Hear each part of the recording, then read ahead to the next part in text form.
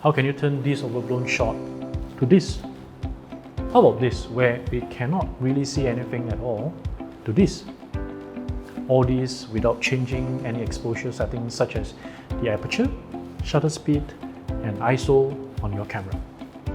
Do you want to know how to do so with just a simple filter called the ND filter? Hey, it's Differenter Colin, and in this episode, let me explain to you why you need this ND filter and which of these two K&F concept variable ND filters should you buy.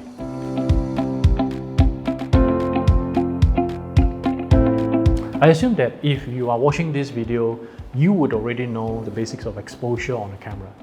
There are primarily three settings that you need to adjust to get the right amount of light for your footage, along with background blur and motion blur. They are aperture, shutter speed, and ISO settings.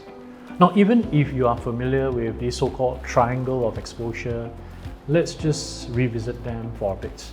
First, the aperture controls how much light is let in through the lens. The lower the aperture, the brighter the lens.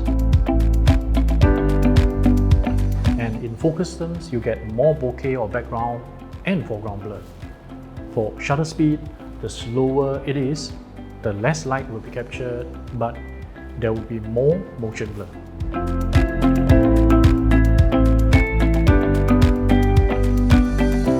And lastly, the ISO controls the sensitivity of the camera sensor.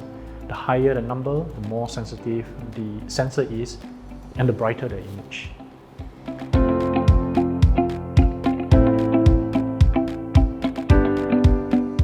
Now, with a camera such as the Sony a7S III that we are using a lot for our client shoot, its low light capability is just wonderful. We can shoot it at very high ISO, without the quality being affected too much. But in a way, it's just too good. So much so that it sort of falters outdoors under bright sunlight. Now, couldn't we just adjust aperture to as high as possible, say f11, f16, or even f22, and shutter speed to a fast 1/2500, and ISO to the absolute lowest, say at 80? Well, we can, but at these settings, we cannot get good bokeh or motion blur anymore, especially when we are shooting B-rolls. Let me illustrate with a few footages. Now, say we want a nice bokeh like this at f2.8 with a 1/125 shutter speed. With the ISO crank all the way down to 100, this is what we get on the a7S III.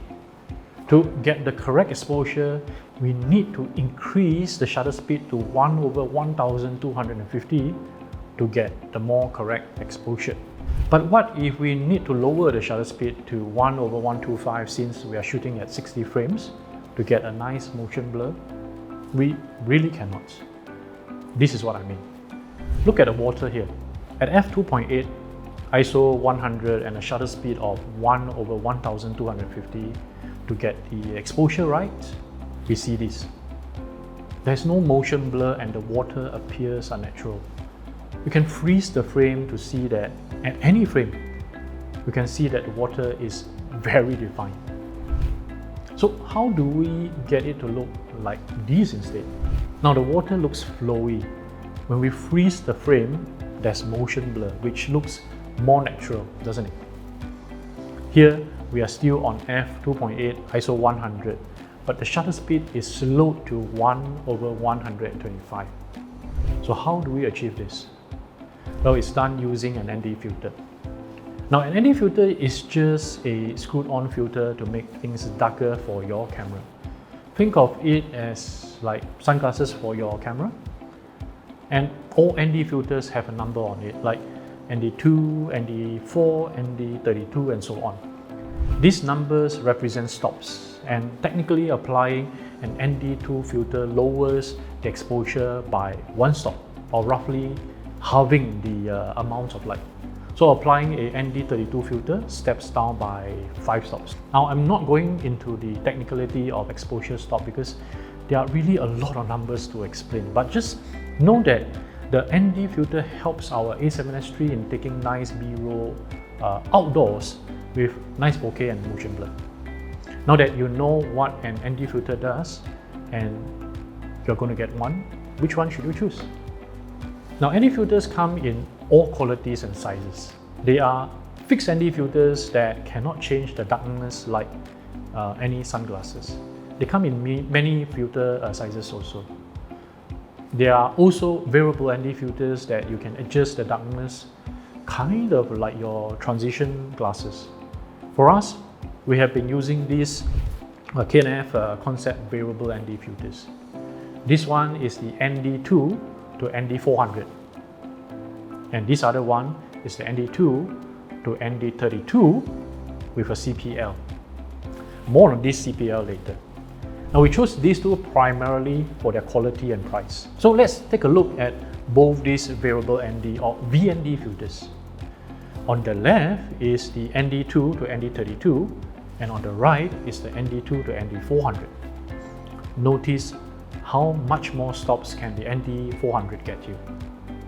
It can actually turn the whole image to complete darkness if you wanted to. Now, here is another set of comparison where we see an overly bright sky. Again, with the ND2 to ND400 on the right, we can get complete darkness if we wanted to. Now that you say, the ND2 to ND400 seems a lot more versatile, where we can get 9 stops of exposure compensation compared to only 5 on the ND2 to ND32, right? Yes, you probably never step down your image down to complete darkness, but it's there if you wanted to. Like maybe applying a fade to black transition practically. Well, the reason to get ND2 to ND400 seems more compelling, since both of them cost around the same at 160 Singapore dollars. But the ND2 to ND32 has one more trick that the other filter doesn't. It's called the cross polarization filter or CPL filter. Well, a CPL is also like what a pair of good sunglasses can go, which is to cut down glare or reflections. Now, this is what I mean. On the left is the CPL off, and on the right is with the CPL on. Notice how the sea is at a more natural green color on the right compared to the highly reflective whiter shade on the left due to the sky's reflection. And this is how it will look like when we are turning the CPL on the filter. So the ND2 to ND32 filter comes with this extra feature, perfect for shooting over water, glass, or any reflective surface. Now with this, which of the two would you choose?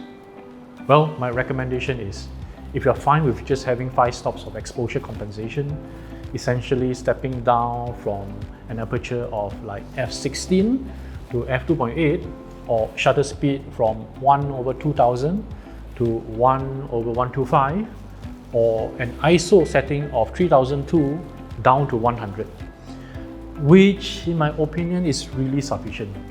Well, in this case, just get the ND2 to ND32 with the CPL built in.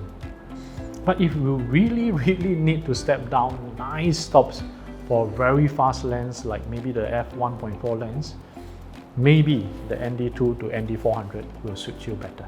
In either case, take note that this filter comes in different sizes from 49mm to 82mm.